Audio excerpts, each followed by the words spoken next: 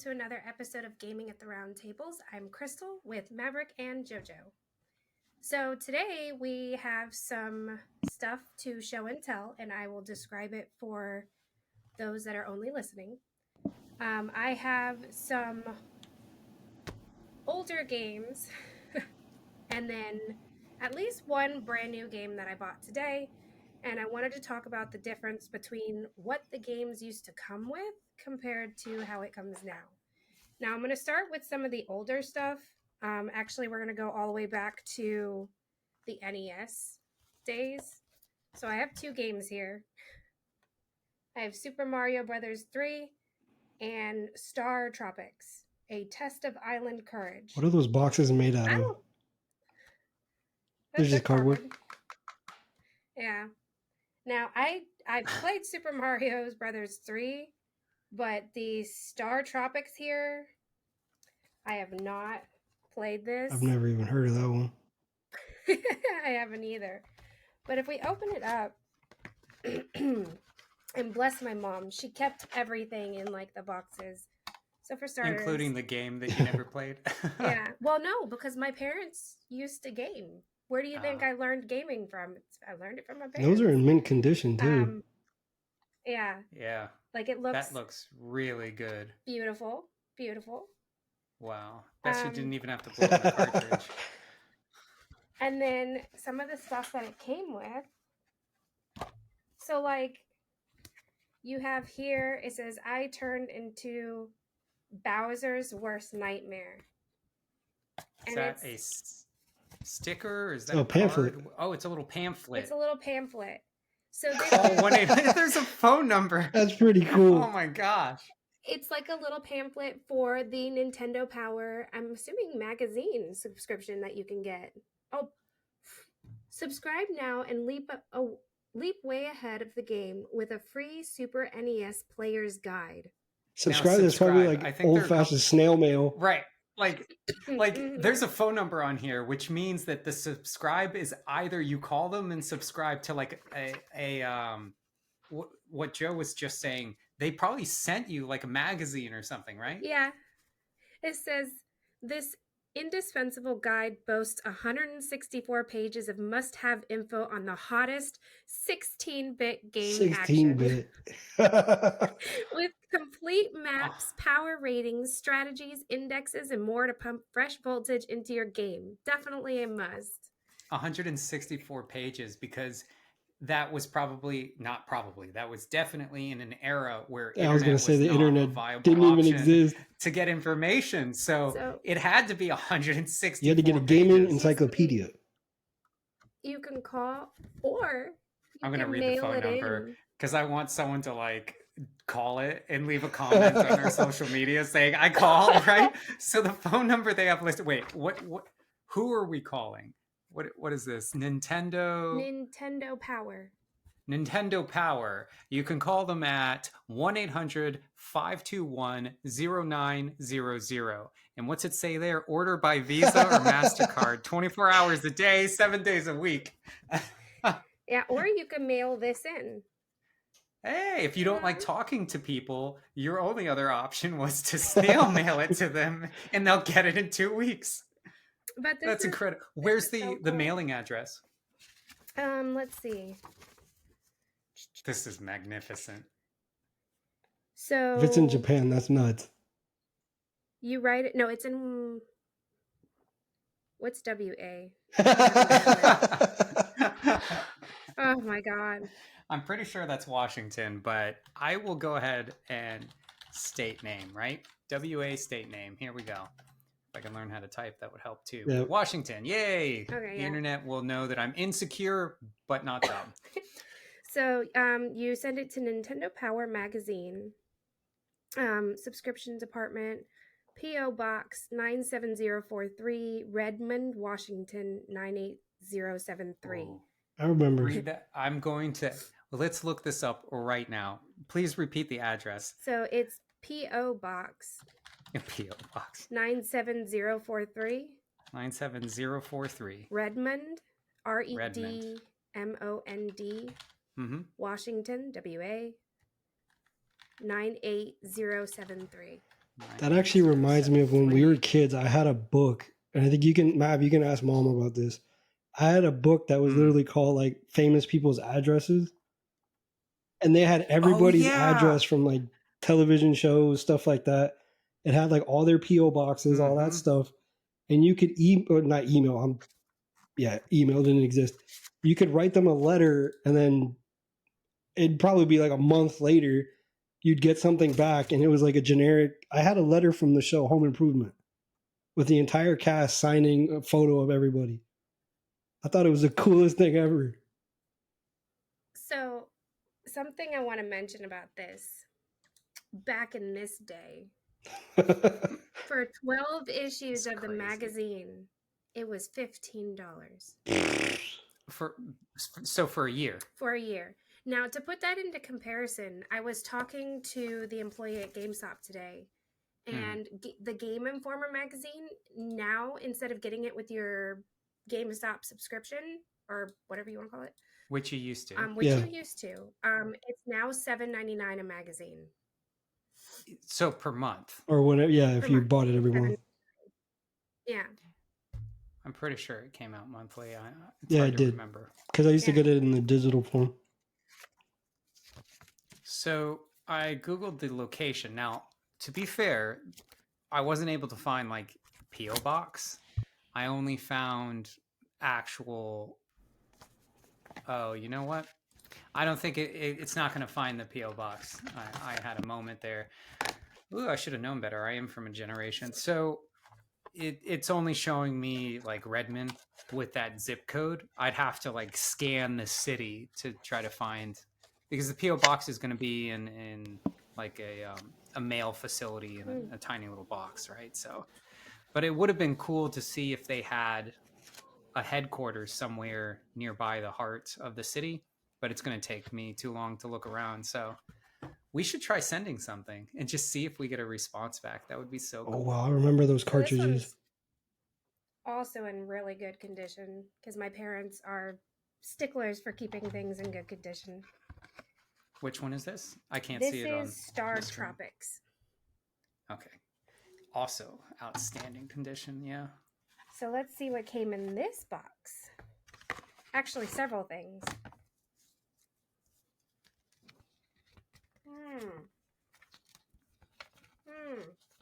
Look at that. The podcast is just going to hear. Is that a poster? Yes. It is a poster. It is.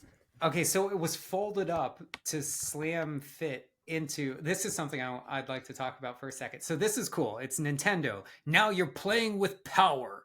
A little kids poster you'd stick on your wall. And the cool thing is that, I don't know, you can't really see it, but all those little images around really quickly are other games. So it's like advertising as they give you something. Yeah, Super Mario Brothers 2, The Legend of Zelda. I mean, considering back then their only way to advertise was either television, radio, magazine, or when you bought something, or direct product. And that's what I love. Big poster.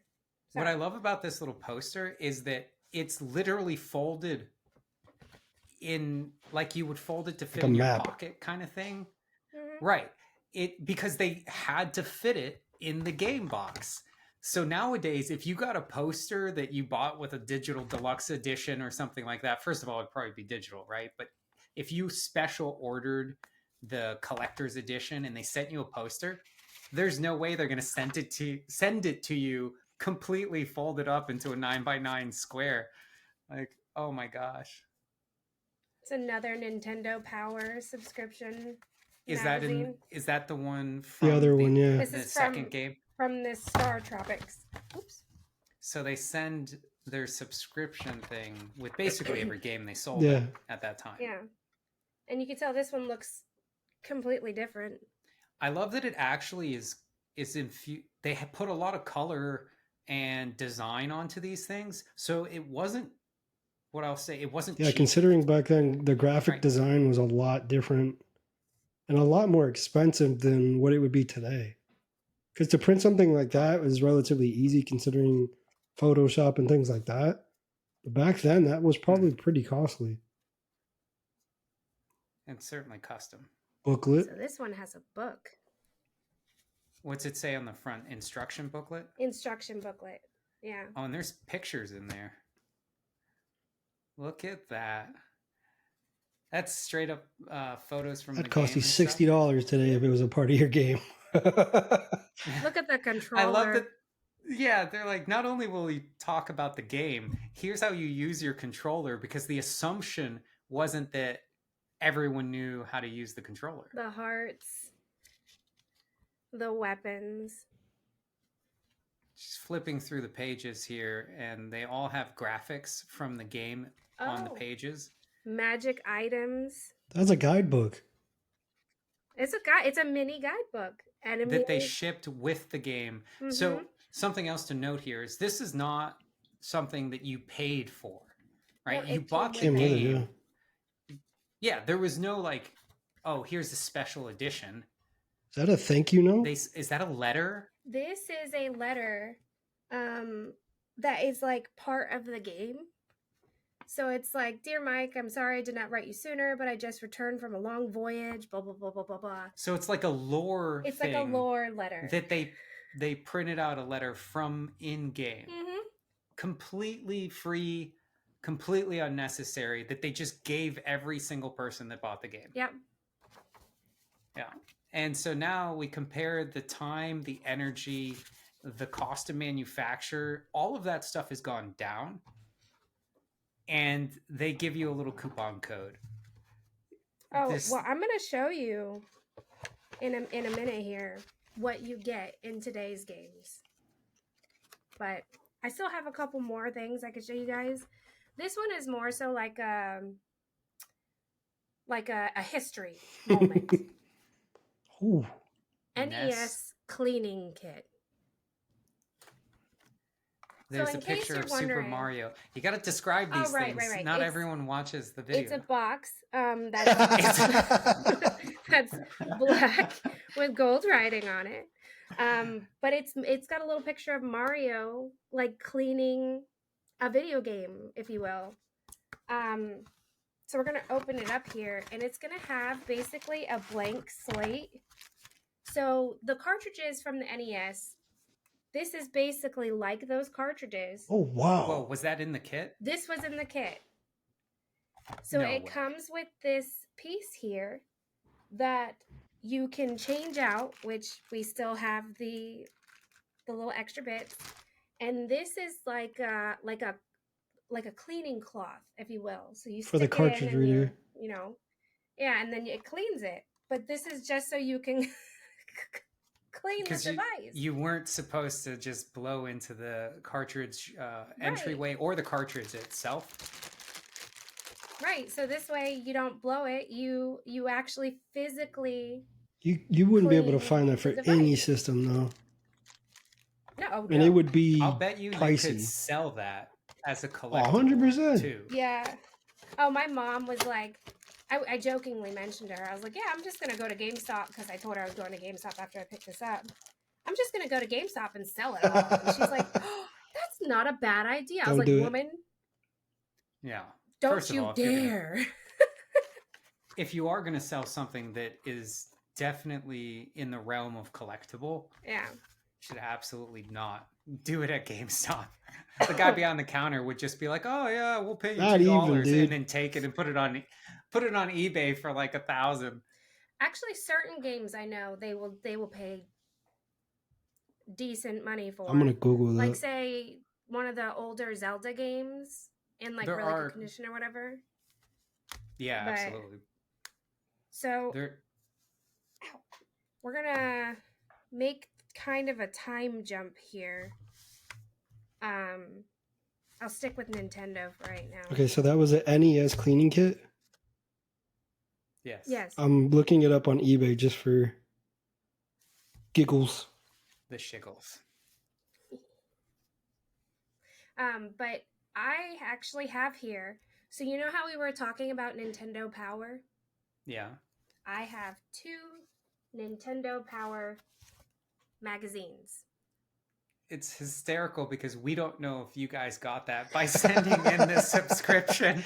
No, I do know that my parents used to buy these from like, I think it was like Walmart or Did we get them from like Blockbuster? We got them from I think I was about to say BJ's. Blockbuster. I think like we'd go to BJ's and they had like a whole cage section where all the games used to be, and then you'd have to get somebody to go in there to get it. It literally says Walmart. Toys R Us. Hard to read. That was the green Toys sticker says Walmart. But I'm saying Toys R Us was the other place that you could get a lot of gaming stuff. You couldn't get it at every store. I remember when they started pushing gaming merchandise into broader markets, because before you had to go to specialized stores in order to get gaming stuff. That's beautiful. Look at that. But like, is that gold leaf like on the side? On what, like here? On the spine, not the spine, but the like if you close it. Yeah, it's colored. It's colored full. Okay. All the way. Yeah. But it's oh my god, I don't even know how to really describe this. Like, it shows you right now. I'm showing Star Wars Episode 1 Racer. This is the pod racer game that we've talked about at least 3 times on this podcast. But like, look at this. It shows the characters. It shows their pod racers. Like, they put so much money into these. They put love into this. Like, they could have just made any other racing game. There's lore in here. Like, this tells me about the character. This tells me, about the vehicle. This tells me everything I would want to know. It tells me about the planets. It tells me there is love in this. Yes, but more important than love is money. And there is so much money in that. Look, they didn't just put pictures on the pages. The pages are laminated to some extent. And those aren't like regular book pages. No, those are. This is like, I would say, like high quality magazine pages. Exactly. And they have color where they don't have content on the pages. I know people can't all see this. It is fully fleshed out. Like, they could have just not added colored borders with designs and stuff on pages. That costs more money. This is the front page. It's laminated. That's the first thing you open up to. Like, full color, beautiful artwork of Donkey Kong, Diddy, all of the characters. You think about how old that is too. Like, that was actually 1999. Yeah. That was pretty decent graphics at the time. Yeah. I won't say it was like super good, but it was good. See if I could do this. So I just looked in the middle here. Oh, concept art. Here's the map. And it opens up. And it centerfold. Spreads all the way open. Yep. So let's see if I could do this without hurting myself. Like, look at that. 4-page paneling in a little magazine, fully colored with images, tons of information about where to find things. And what is this, a strategy guide? This is a strategy guide for Donkey Kong 64. Yeah. Strategy guides now are so expensive. Oh, yeah. If I wanted to, I could right now boot up my little Switch here, right? Pull up the Nintendo 64 functionality on this, bring up Donkey Kong 64, and use my strategy guide instead of looking up tutorial videos. I have all the information right here in my hands. What I liked about the strategy guides, it's kind of a related topic, was that when you bought them, personally, I bought them 50% because I just wanted the game art and stuff like that. And then the other thing about them that I find different than today is almost anyone, you ask them, hey, if you need to find out how to do something in the game, what are you going to do? Their answer is going to be one of two things, right? It's going to be, well, I'll Google it, or I'll look up a YouTube guide. Yep. Right? But those aren't official sources. I'll tell you the official source. Like, when you're done, guides, I'm going to tell you the 3 prices for top 3 official guides. Yeah. Okay. Most people don't use official guides is kind of the premise I was going for there. And so back then, when you bought a guide, it was almost always official, or it had some little how they have the little book emblems that they would stamp and say, this is the official Gorilla Guide from Nintendo Power. Or here you go. Hold on. Sponsored by themselves. The official pilot's guide from Nintendo Power. And then I've got a different brand, right? So this is not Nintendo, but this one says Prima's official That was the big strategy one, guide. yeah. Prima, yeah. So that's for the Getaway, which, funny enough, this is the Getaway. Oh, this is for Rush. But, like, do you guys remember doing this? Writing down codes. My mom kept everything. It even has our little food marking on it from when we were. That's my brother's handwriting. It doesn't look much different today. Just love you, Josh. But yeah, so like that was a cool little blast from the past with these ones. So for comparison's sake, the modern day strategy guides, the complete ones or the official ones. So Legend of Zelda Tears of the Kingdom, $44.99. Breath of the Wild, $39.99. Elden Ring is $49.99.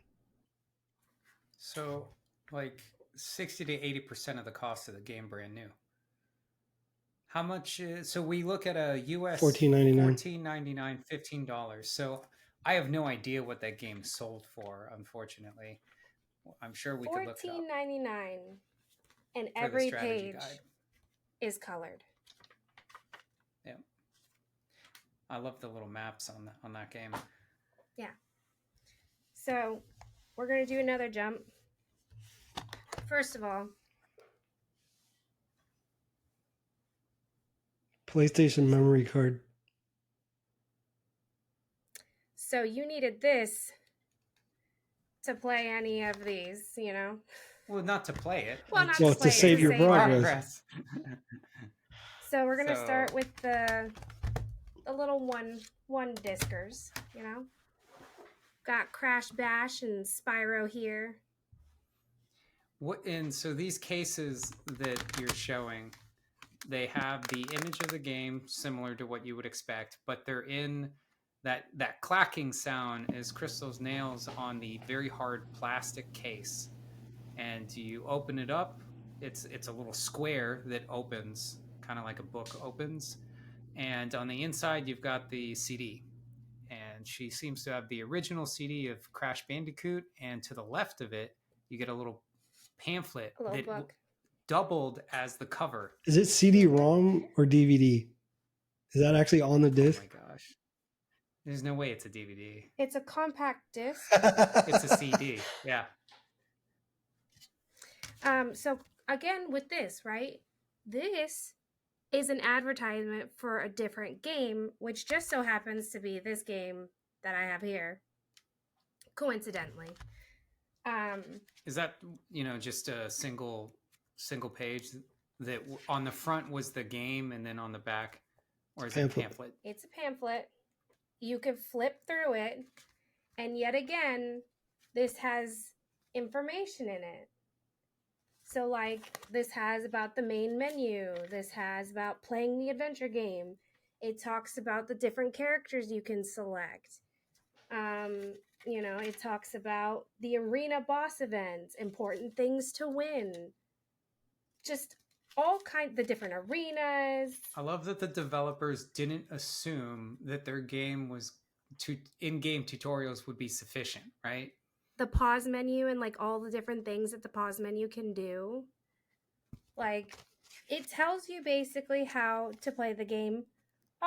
Character bios and special skills. So like you don't have to guess what your characters do. It's all right here. They write this stuff into the games now, but like how cool is this, right? Like I don't need to boot up the game in order to see what the characters can do. I could just take it out and read it. And that's another aspect, right? It was an era in which there was no instantaneous delivery. You didn't walk into the store, buy the game, and then like boot it up, right? You had to go home, and usually you were a kid, so you were in the car waiting to go home, or whatever. And so your car ride, you'd get to read through the pamphlet while you were on the way home. So you'd go from excited because you just got this new game to like completely immersed into the quote unquote lore of this like 10-page little pamphlet they gave you. I remember doing that with Tekken to like read each character's story. So that way, when we got home, like that's how I would base my character selection, was based on their bio that was in the little book. I was like, I like this guy, I like that guy. Now it's more of you got to figure out who do I like the play style of, or you have to have some strategy to it. Yeah. So the next thing I'm going to show you is a case that is thicker than the last two that I just showed. Is that a double disc? This is a double disc game. So you have the case here, and you can open both sides of it. And it has the game on both sides. Just seeing the mirror reflection just brings me back. Mm-hmm. It's like a portal. And this one too has, the booklet in it. What game Driver is this? 2, I believe. This is Driver 2. The wheelman is back. Driver 2. And can you imagine having to go to your boss? I'm sorry. I think we're gonna need to put it on 2 discs. What? Do you know how much this is gonna cost us? This has one of those infograms if you want to get some mail, But again, it's what do the you same. mean? You can get the strategy guide. Oh, so the game information pamphlet also has a mail-in, a fill out yourself mail-in form. Yeah. In case you want to, spend a little bit more money and get the official strategy guide. It comes. You don't have to figure out where to mail. Yahoo Games. Oh my God, I'm really Yahoo. aging myself. Oh my gosh. She's aging herself, but we're like walking into the ground right now. Do. But like, gosh, these are just such throwbacks for me. And also, seriously, thank you to my parents for keeping everything in perfect condition. Yeah, props to them on that one. Yeah, you're gonna be rich. Oh my gosh. But the last thing I'm going to talk about, and this isn't new. I mean, it's brand new. It's new. Like, nobody's opened it. Well, somebody opened it, but it was GameStop. Nothing's been taken out of this case. Okay. It's resealed. Everything that I bought came in this. It's a $40 game. I'm going to open it right now and show you what this game comes with. Nothing. Well, no. There's a CD. Okay? No, it's a Blu-ray now. I'm pretty sure most of the newer ones are Blu-rays. It is Blu-ray. Oh, okay. Cool. Yeah. Cool. It's got the little, you can barely see it, but there's a Blu-ray symbol here on the disc. There's some really cool artwork. You can kind of see it. Built into the case. The case. So if you take out the disc, you could see the artwork better. Yes. It's like a group of people from the game. The game is Mercenaries Rebirth. But that's it. How exciting, How exciting. We just spent the last 27 minutes going over some of the other games. Super excited, seeing the posters, seeing the little, strategy guide things that come with it, just to get up to this moment where you open up a case and there is nothing in it. I mean, you can get some things in your cases, but you have to pre-order special editions or, spend that extra $20-$30 for a small book that has nothing in it, like story-wise. I mean, I pre-ordered something and I got a book with it and all it had was pictures in it. Okay, that's cool. I got the digital edition of a game that I have a very high opinion of, so I'm not going to name it, but it is a popular game. But I paid for the digital edition like 30% more in terms of the cost of the game. And they gave me 2 or 3 in-game items, and that was it. There was nothing tangible at all. They didn't even send me like a digital art book or anything like that. It was just, you get a little bit more in the game and maybe slightly, I don't know, like a side quest or something. I don't remember. But there was nothing to be had. See, this is why I like pre-ordering games from GameStop. A lot of times when you pre-order games from GameStop, even if you do get like the lowest version of it, right? So like you're getting just the standard edition. A lot of the games come with posters or stickers or something, but that's not the game. It's GameStop doing promotional things with the gaming company to give us free posters. You heard it here, everyone. Pump it to the moon. We're all going to be rich. We're going to get stonks here.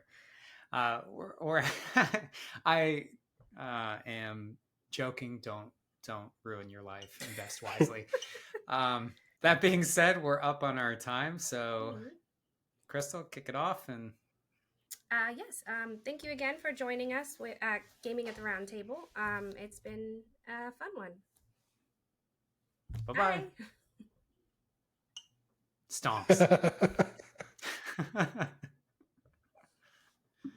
I just totally remembered I'm the one that has to stop recording. I was waiting for it. I'm like, he's got to realize he's got to hit that.